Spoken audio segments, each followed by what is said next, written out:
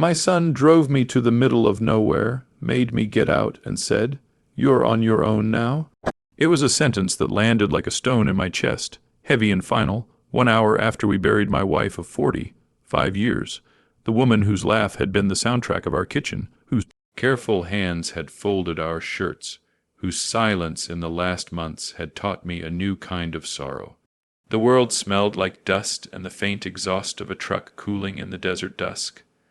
The sun had already folded itself down into the horizon, leaving long blue shadows that reached out like fingers across the gravel road. Alden turned the car away as if he could drive out of the past, and I watched his taillights blink and shrink until they were only two small, red promises of abandonment vanishing into the dark. The gravel crunched under my boots when I took a step, an almost ceremonial sound, and my overnight bag, the one I'd packed with a change of clothes because my son thought I should not be alone.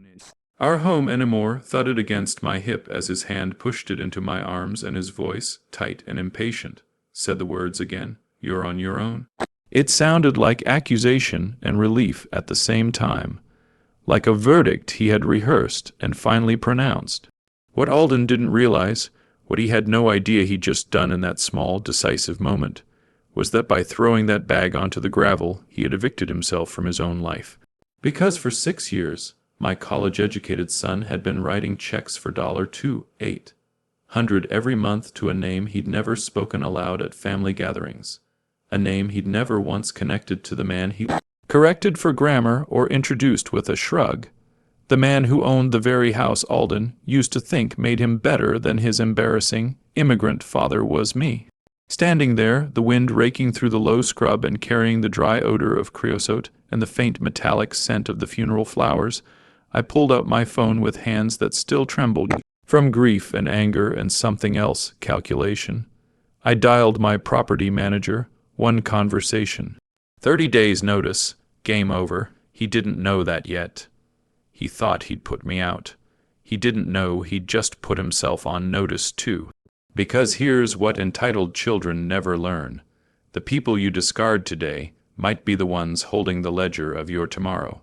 If this story has you hooked, smash that subscribe button and tell me where you're watching from.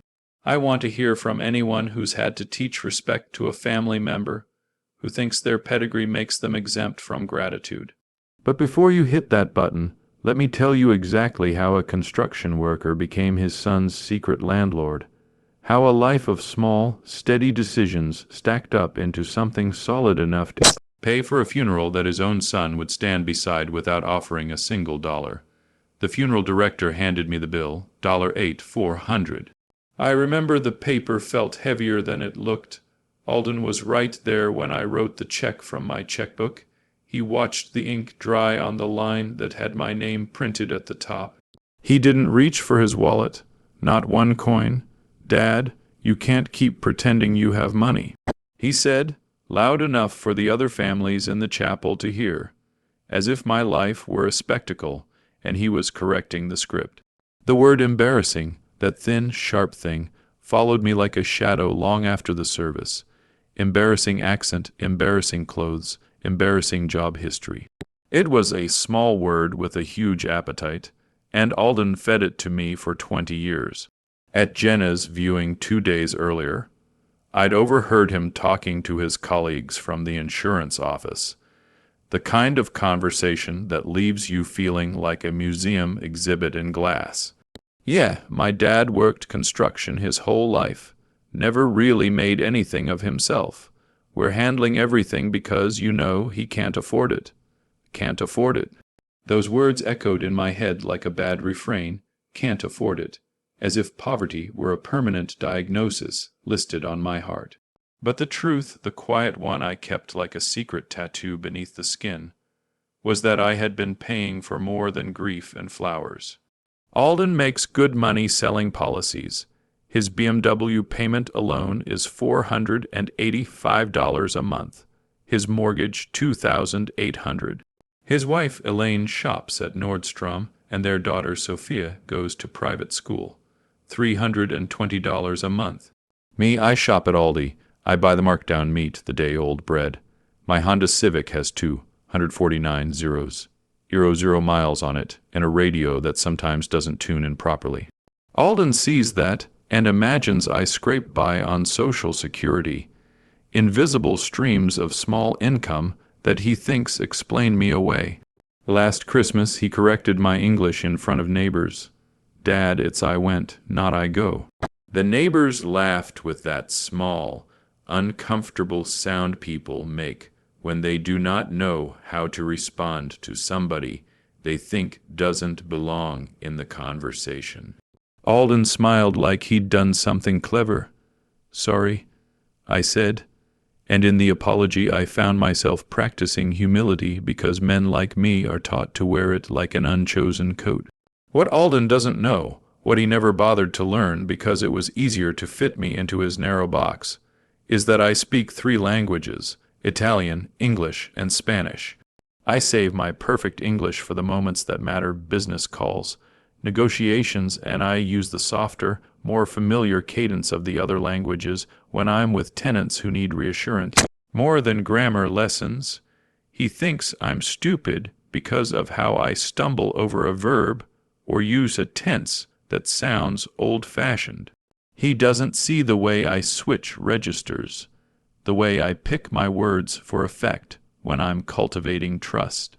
3 weeks ago, Alden brought his boss to Jenna's birthday dinner.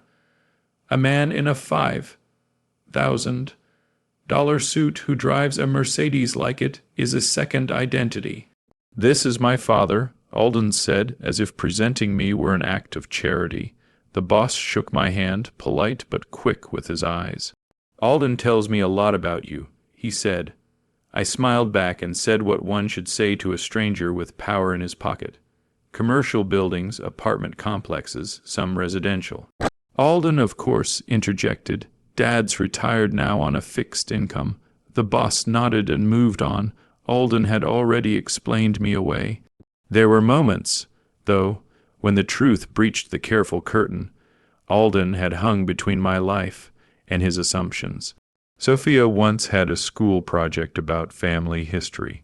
She sat with me on an old folding chair and watched the way I moved my hands while I told her about arriving in this country with $127 in my pocket, about the nights I learned English by watching television after a 12-hour day in the sun. Grandpa, how much money did you make when you started? She asked, fierce with the curiosity of the young who want root and story. $4.50 an hour. I told her, in 1978, that was a living. Alden sat in the kitchen and scolded me quietly. Sophie, don't bother Grandpa with money questions. But she kept asking because this was not about dollars. It was about how the family became what it became. Did you ever want to do something else? She asked. I told her the truth I had never shouted. Sometimes you work with your hands so your children can work with their minds. I told her about double shifts, about saving every penny, about the year I had 3 jobs at once and still found a way to put small bills into a tin that would later become a down payment. Alden wanted to shield her, to sanitize my history into a more palatable version for his suburban life. But the details mattered. They were not just numbers. They were a lesson, an inheritance of grit and patience and strategy. Because that is what I did. I learned the rhythms of construction sites and the wastefulness of big contractors. They would overorder concrete, lumber, wire. They would toss the surplus into dumpsters like embarrassed confessions. I asked if I could take the waste, and a contractor once laughed and said, "Sure, bees, knock yourself out." Every week I filled my truck with leftover materials, good stuff, expensive stuff. I stored it in the garage of the tiny house I rented for $90 a month. Within 6 months, I had $3,000 saved, enough for the down payment on a duplex that cost $3,500. I rented both sides, the rent paid the mortgage, and there was, after the bills, $57 left over each month. It was slow, it was patient, it was boring, and it was the only kind of luck that ever mattered to me. Luck made by preparation meeting opportunity. For 30 years, I repeated the pattern. Save, buy, fix it myself, rent it out, use the profit to buy another property. Alden watched but never asked.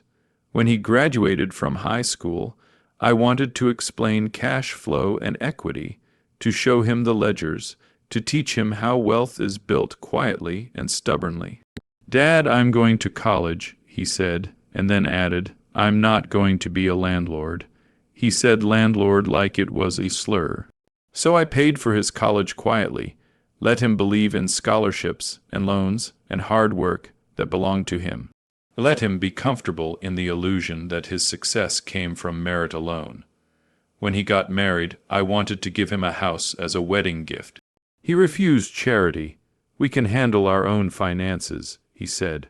So I bought the house anyway and made myself the landlord, anonymous behind the corporate veil of Brown Property Holdings. For 6 years he sent $2,800 a month into my account without knowing that his father was, in some quiet ledger, his landlord. Standing on that road, in the thickening cold, I felt the weight of what staying silent had cost me. Not money, not really, but something worse, invisibility. It hurt more to be unseen for the man I had become than for the poverty he assumed I lived in. I had built a lesson about possibility, about refusing to quit, about planning for generations, and Alden was throwing it away with every correction of my accent, every embarrassed introduction. 3 months ago, Sophia asked me why I never went to college. I was sorting my tools in the garage, and Alden was inside, talking loud on a work call, his voice full of the easy certainty of a man who thinks his narrative is complete. Through the doorway, Alden said, "Grandpa couldn't afford college. Different times, he offered, as if that explained everything.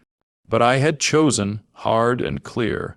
I had to pick between learning English or learning calculus, between earning money now and earning degrees later. I chose foundation. I chose to build. I chose the stubborn, quiet path of property and patience. In 1978, I arrived in America with $127 and nothing else but a cousin's address in Phoenix. I learned quickly that Americans throw away things that can become someone else's launch pad: leftover concrete, misordered lumber, spools of wire. I took those things and turned them into a small business, selling surplus to contractors and saving every profit. Within a year, I had $3,000, enough for that duplex. It wasn't glamour.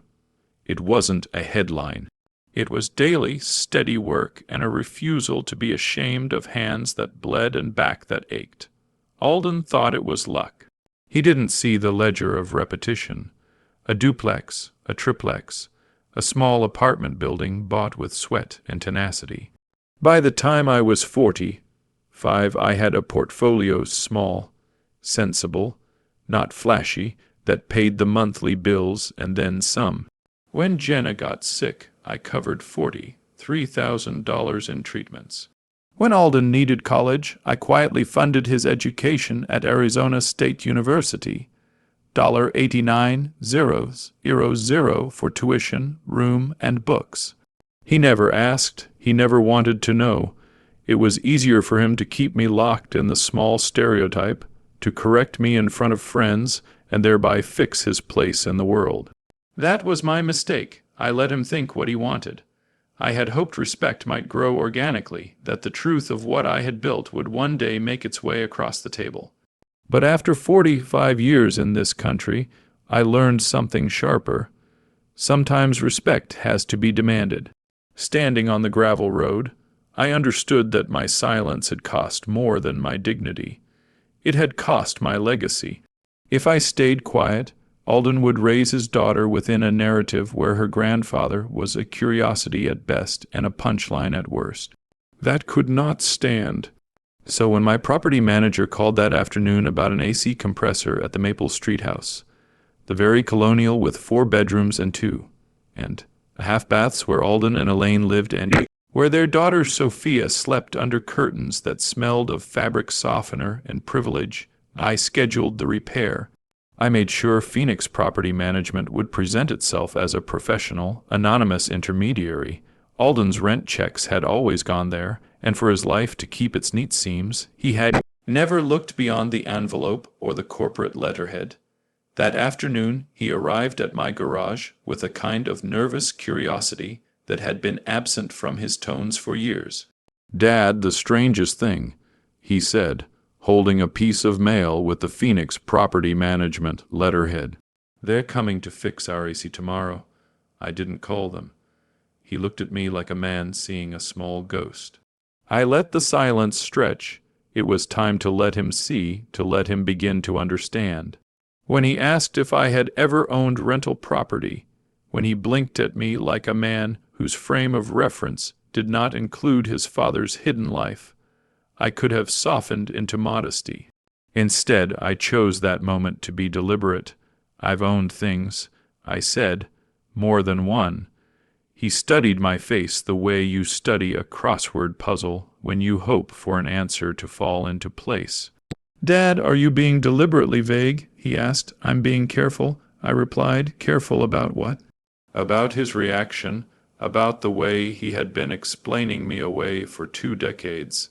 He said he didn't want to be embarrassed of me, but his actions told another story. He corrected my English in public. He introduced me as someone who had worked construction, as if it were a disease from which one had recovered. "I'm not more than my job," he said quietly, and in that sentence lay the entire tragedy of a man who had never been asked to look beyond the surface. I felt something then, a cold, clean clarity, that this night would not be only about who paid a funeral bill or who could live where. It was about the right to be seen, to be recognized not as a caricature, but as a person who had built a life with patience and principle. The road smelled of sage, and the sky was a black bowl pricked with a few cold stars. I thought of Jenna's hands, the way she'd smoothed my hair once after a long day, and of the ledgers in my garage with names and numbers that spelled out the truth. Alden had shoved me out of the car and out of his life. With one phone call, I'd shown him the other part of the truth. And as I looked down that road where his taillights had disappeared, I heard the echo of a lesson I had been trying to teach silently for years. Respect is not a given. It is either earned or enforced, and sometimes it must be demanded like rent. So I called the manager. I set the gears in motion. 30 days would pass, paperwork would arrive. The comfortable illusion of security that Alden had been sitting on would be nudged, then shoved into daylight.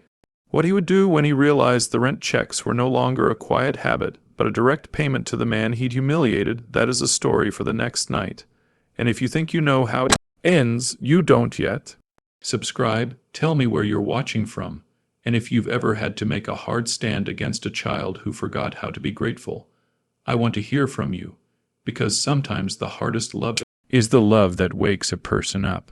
And now, after years of being reduced to a stereotype, after being laughed at and corrected and explained away, I am about to show Alden who I really am, and the first paper I slide across the table at our next family dinner will be the one that changes everything.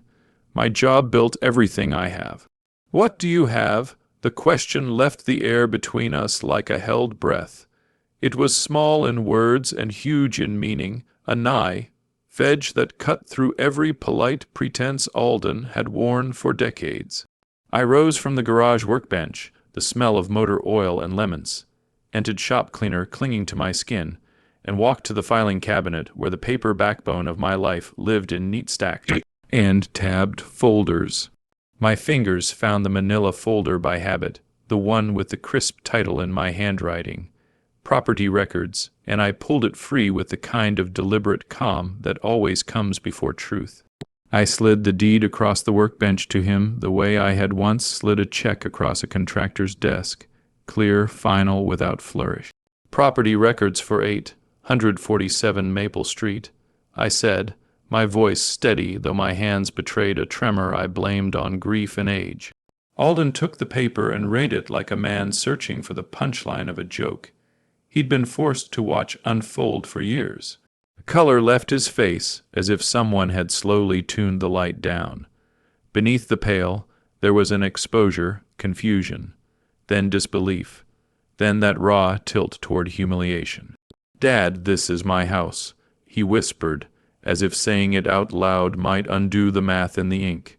"Yes," I answered. "You own my house?" His voice was smaller now, incredulous and afraid. "Yes." "For how long?" "6 years," I said. "2 months before you and Elaine started renting it." He swallowed.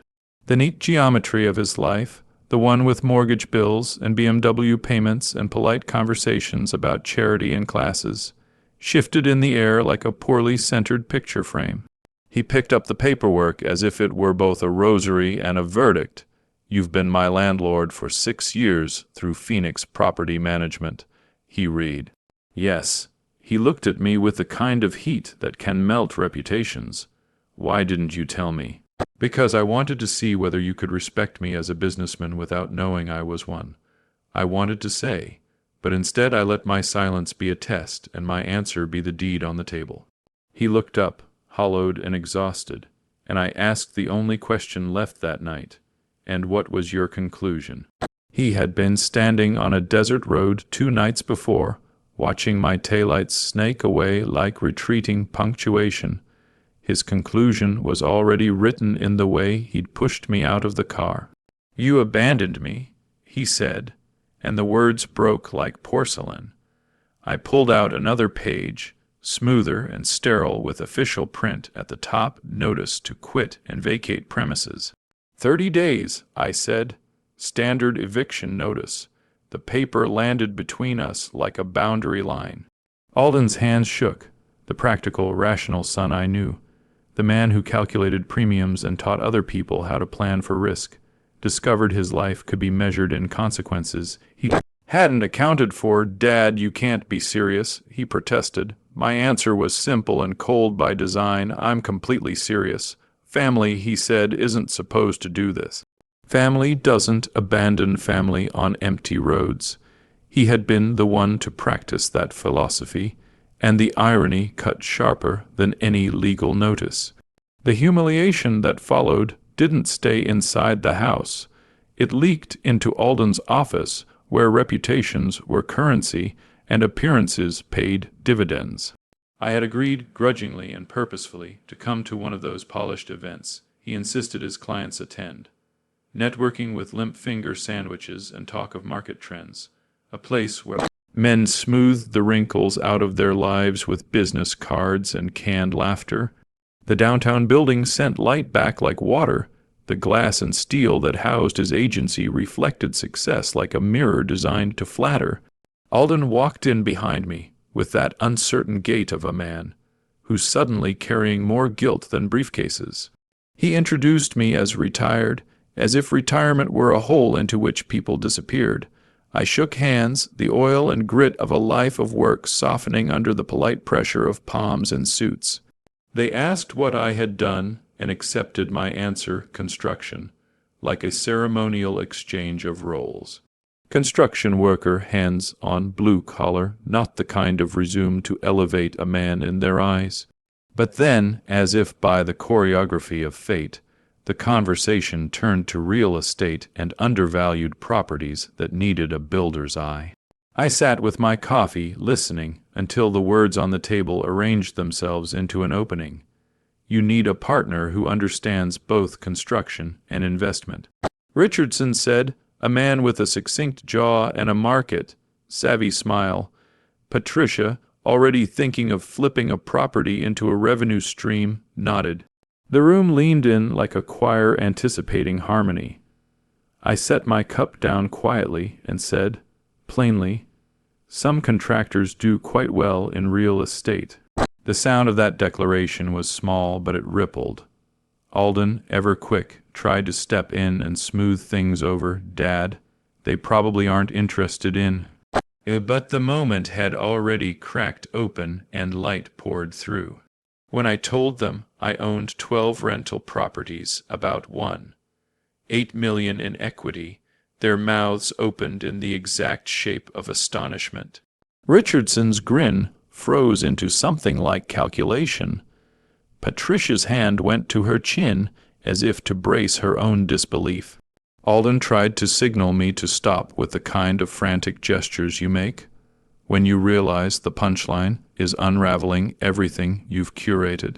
12 properties, someone echoed, about one. 8 million, I answered. The room shifted. A murmured currency of opportunity passed through the suits. Suddenly, I wasn't an awkward footnote to Alden's life.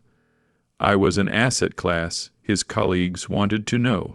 The veneer of embarrassment Alden had used to hide me slipped away as others began asking the exact kinds of questions he had never bothered to ask in 20 years. Would you consider partnering? Patricia asked. Depends on the project, I said, but I target about 15% returns. 15%. Someone breathed. Richardson turned to Alden like a teacher who'd just discovered a prodigy had been sitting on a secret. Alden, why didn't you tell us your father was in real estate?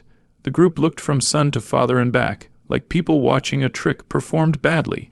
I didn't know, Alden said, and the admission hung there, not ignorance without explanation, but ignorance retained by will. You never asked. I told him, and the room tasted the truth. The social ledger was updating in real time. The man who had been corrected for his accent and explained away at family dinners was now a potential partner in deals that would make other men's portfolios sing. The ripples from that evening crashed into Alden's life in a way he could not undo. Phone calls, whispers, the soft buzz of gossip that travels fastest in rooms where small reputations loom largest. It all converged at his desk. At 2:47 p.m. on a Tuesday, a time I know down to the minute because details survive longer in memory when they cut deep, the sheriff knocked on his office door. A deputy in uniform presented the legal notice I had signed, and in that moment, paper became consequence. Phoenix Property Management, acting on behalf of owner Bevis Brown. The deputy read. Alden's voice went thin. Who is Bevis Brown? My real name, Bevis Brown, is what I use here. I said simply. The echo of embarrassing returned with a new tone. It was not only a label but a cost. You have 30 days, said the deputy. The office hummed with the sound of colleagues' shocked whispers. Richardson's face was a study in disapproval that rapidly folded into a more complex human response. Pity, then understanding, the pragmatic desire to distance himself from scandal. Alden's phone call to me was frantic and small. Dad, you're embarrassing me at work. The word I knew so well fell on my ears with a different texture. You abandoned me on an empty road, I said. Words had weight. They had consequence. You meant it. I said, for 20 years. The air between us became a courtroom with no judge but history itself. Alden could have hired a lawyer to fight the notice. He could have mounted an argument about intent and grief and the heat of raw emotion. Instead, he did the unthinkable. He came to my garage, not because he was ready to sue, but because something in him had cracked open, and the first ray of humility found its way in. He looked at the tenant files, the methodical order of my life displayed in alphabetical tabs and dates and small, human proofs of responsibility. Mrs. Rodriguez, Thunderbird Gardens, Unit 4, rent $847. Lease expires December 2025. He touched the paper like a man coming to terms with a landscape he thought he knew and suddenly found unfamiliar pebbles. He told Miguel, my property manager, that he wanted to apply. Miguel interviewed him like any landlord would. References, credit checks, employment verification. I insisted Miguel didn't know who he was. The application had to stand on merits, not on pity. Alden bristled at that practice. You're making me apply. He asked, and I answered, you'll be my tenant like anyone else. If humiliation was the point, then understanding the cost of his past behavior might be its cure. The mechanic parts of the process were almost boring in their bureaucratic clarity. First month, last month, security deposit, $9, $150 rent, $9, $150 last month, $5, $100 security deposit, $2, $400 to secure a place. The numbers jarred him. They measured pride in dollars. But the deeper, subtler work was unfolding in the margins. He walked my garage and saw before, and, after photographs tacked to the wall, shuttered properties turned into homes, my hands in every frame dusted with drywall and paint, and the honest sweat of repetition. "You did all this?" he asked, genuine in a way he hadn't been when correcting my grammar. "Most of it," I said. "Sometimes I hire plumbers or electricians, making decisions," he muttered finally, a concept settling in him like sediment. "Construction workers follow orders. Contractors make choices." He had lived under the illusion that his father's work was mere muscle. He was learning, painstakingly, that it was strategy and judgment and a willingness to be patient when the market demanded. Hurry! Word spreads like a rumor in a dry season. Phoenix's small but voracious real estate community picked up the story.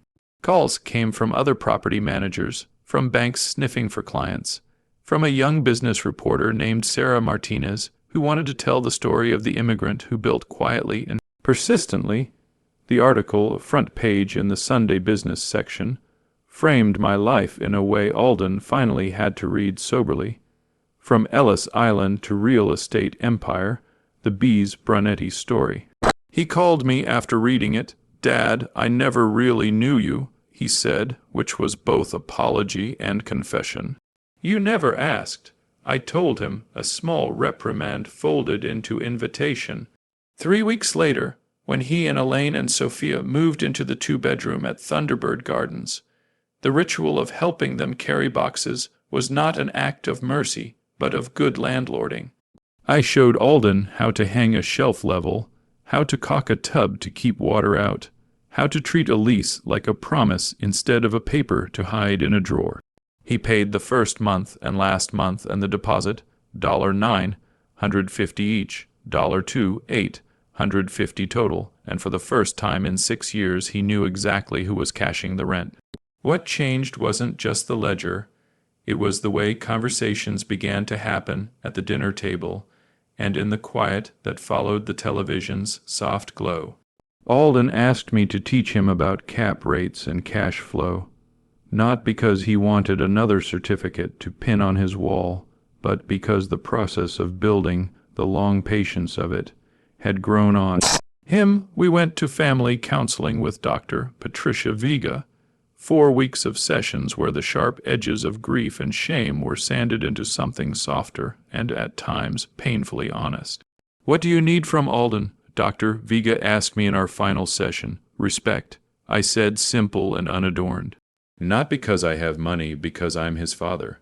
"What do you want from your father?" she asked Alden. "Patience," he said, and in that one word was the promise of a future neither of us had expected to ask for or admit we needed. We worked at the fragile architecture of forgiveness. Alden learned to listen. I learned to speak up sooner instead of assuming my silence would be read as dignity. He started asking how I felt, whether I was sleeping, whether there was anything I needed. He began to sit in my garage on a folding chair and listen to stories he had once dismissed, and each story anchored a new respect he did not know how to ask for until it was needed. The American dream, in my telling, is not only about a balance sheet or a house with a white picket fence. It's about building relationships you can live in, frameworks of dignity and reciprocity that shelter more than bodies. Today, Alden pays his rent on time. He asks me questions about properties and listens when I explain cap rates and maintenance schedules. He's learning the patient arithmetic of a life built by repetition and careful savings. More importantly, he's learning to ask and to offer the small courtesies that stitch a family back together. "How are you sleeping? Do you need anything from the store?" The ripple that began with an eviction notice matured into daily acts of attentiveness. Sophia calls me on Sundays to tell me about her homework and to say, "I like our new apartment because Dad seems happier." When Elaine told me she was pregnant, the news landed like a kindness.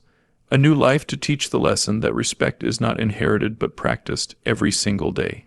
If this story moved you, if the truth of patience and pride resonates, smash that subscribe button and tell me where you're watching from, because there are more stories like this, and I want to hear them. But hear me plainly before you click. Respect is not a trophy to be passed down. It is a work that requires daily tending. I kept my ledger, my deeds, and my pride, but the most valuable thing I built was this: the uncomfortable, necessary demand that my son learn to see me, not as an embarrassing accent or a scrap of his past, but as the man who taught him, by example, how to turn discarded pieces into a life. And now, as we prepare for the next chapter, lease signed, boxes moved, apologies spoken, there is one piece of paper still waiting on my desk that will determine whether the new respect holds. The final clause in a contract I wrote not just to keep property in order, but to test whether a son will truly become a man who honors his father. If Alden signs it, everything we've rebuilt will stand. If he refuses, everything can unravel in a way we haven't yet imagined. And the truth of what he chooses next will tell me, finally, whether the lesson I demanded has been learned or whether it will be the hardest thing left for me to teach.